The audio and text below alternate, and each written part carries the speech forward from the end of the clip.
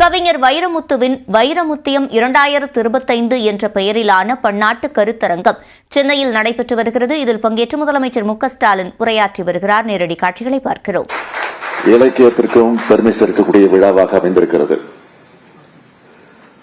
மொத்தத்தில் வைரமுத்துவ பாராட்ட உலகமே வந்திருக்கிற உலகளாவிய இலக்கிய விழா இந்த விழா. இப்படி ஒரு இலக்கிய திருவிழாவில் பங்கெடுப்பதில் நான் பெருமைப்படுகிறேன், மகிழ்ச்சி அடைகிறேன். பொதுவா தலைவர் கலைஞர் அவர்கள் தான் நடுநாயகமாக இருந்து கவிப்பேரரசு விழாக்கு நடைபெறும். வைரமுத்துவர்கள் எழுதின 17 நூல்களை வெளியிட்ட கைகள் கலைஞருடைய கைகள். இது அவங்க 2 பேருக்கும் இருக்கக்கூடிய நட்பினுடைய அடையாளம். முதல்ல 1989 ஆண்டு எல்லா நதியிலும் என் ஓடம் என்ற புத்தகத்தை தலைவர் கலைஞர் அவர்கள் வைத்து வெளியிட்டார். நம்முடைய வைரமுத்து அவர்கள் தலைவர் கலைஞர் அவர்களை தன்னுடைய ஆசான் என்றும் இலக்கிய தந்தை என்றும் கவிவரசர் அழைப்பார்கள். ஒரு முறை கவிஞர் தந்த புத்தகத்தில் எழுதியிருக்கிறத தலைவர் கலைஞர் அவர்கள் மேடையிலே வாசிச்சு காண்பிச்சார். என் இலக்கிய தந்தை கலைஞர் அவர்களே, பாண்டி நாட்டில் ஒரு கரட்டு காட்டில் காலம் என்ன ஒரு விதையாய் துப்பியது. சோழ நாட்டு மேகமே, நீங்கள் சொரிந்த மழையில்தான் விதைக்குள் இருந்து விருட்சம் விழுந்தது.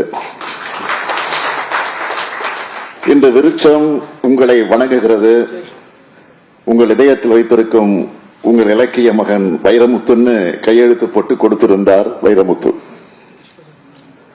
அத்தகைய நமது கவிப்பேரரசு அவர்களுடைய தமிழாற்று படை நூலையும்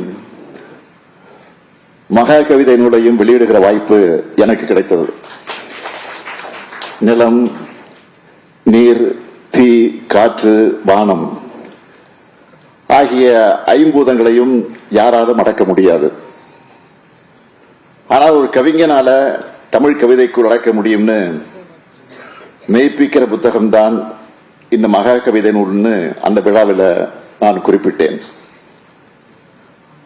ஒரு தமிழ் கவி உலக கவியா மாறும் உயரம்தான் அந்த நூல். அது ஆங்கிலத்திலும் மொழிபெயர்க்க வேண்டும்னு அப்போ நான் ஒரு வேண்டுகோள் வச்சேன். அது இன்னைக்கு நிறைவேறி இருக்கிறது. முனைவர் மரமலை லக்குவனார் மொழிபெயர்த்த அந்த நூலை நமது மதிப்பிற்குரிய முன்னாள் ஒன்றிய நிதியமைச்சர் ப. சிதம்பரம் அவர்கள் வெளியிட்டிருக்கிறார். பல்வேறு நாட்டை சார்ந்தவங்க இங்கே வந்து வாழ்த்தினதை பார்க்கும்போது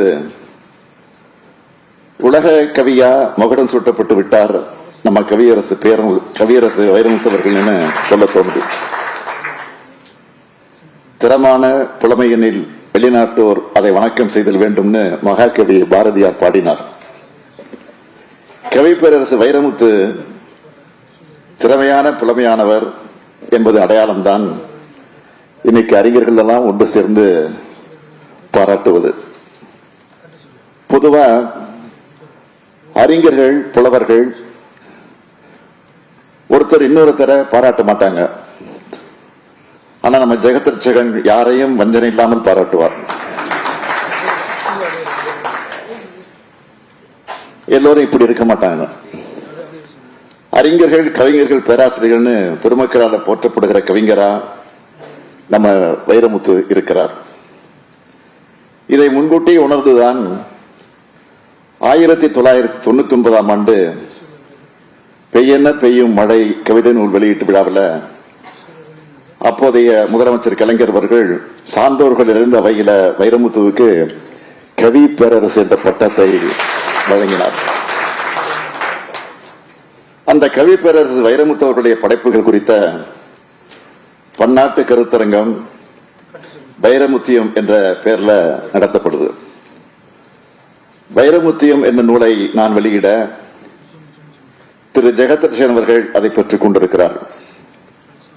கன்னித்தமிழ், கற்கண்டு தமிழ், கற்கத்தமிழ், காந்தத்தமிழ், காவியத்தமிழ் ஆகியவற்றின் மூலமா மண்ணை, மக்களை, மொழியை, இனத்தை, மானுடத்தை காக்கும் கொள்கைகளை வடித்து கொடுத்ததால்தான் கவிஞர் வைரமுத்துவின் வைரமுத்தியம் 2025 பன்னாட்டு கருத்தரங்கத்தில் தற்போது முதலமைச்சர் மு க ஸ்டாலின் ஆற்றிய உரையை பார்த்தோம்.